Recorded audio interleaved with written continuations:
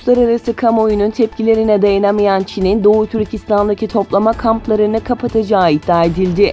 Turkistan Times'ın haberine göre Çin'in 2019 yılında ülke sınırlarını dünyaya açma planı çerçevesinde toplama kamplarındaki tutsakları dağıtmaya başladığı bildirildi. Çinli yetkililerin toplama kamplarındaki tutsakları 5 kategoriye ayırdığı, bunlardan bazısının hapse atıldığı, bazılarının ise her gün evlerine gitmeye izin verildiği aktarıldı. Ayrıca geçtiğimiz günlerde Finlandiya'da yaşayan Uygur aktivist Halmurat Heri, yaklaşık bir yılı aşkın süredir toplama kamplarında tutsak olan anne babasının serbest bırakıldığını Twitter hesabından açıklamıştı.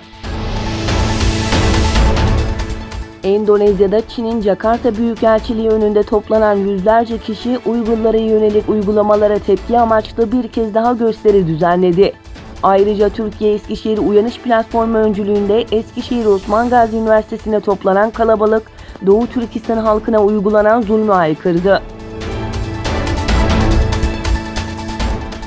Dünyaca ünlü teknoloji şirketi Huawei'nin Doğu Türkistan'da toplama kamplarının ve diğer gözetleme sistemlerinin teknolojik altyapısını hazırlamada katkısı olduğu öğrenildi.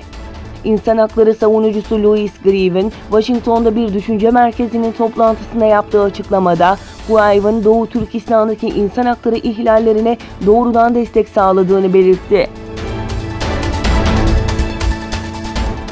Afrika basınında çıkan haberlere göre Çin Demiryolları Birliği'nin Çin Exim Bank'tan alacağı krediyle Kenya Demiryolları şirketinin elinde bulunan Mombasa limanını Kenya hükümetinden devralabileceği açıklandı.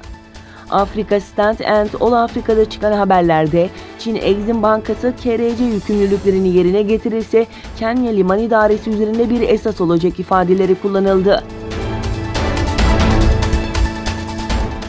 Nijerya'nın kuzeydoğusunda silahlı grupların saldırıları nedeniyle son bir ayda en az 2000 kişi göç etmek zorunda kaldı. Birleşmiş Milletler İnsani Yardım Koordinasyon Ofisi'nin verilerine göre ülkenin kuzeydoğusunda başta Boko Haram terör örgütü olmak üzere silahlı grupların saldırıları nedeniyle 2000 kişi ülke içinde yer değiştirmek zorunda kaldı.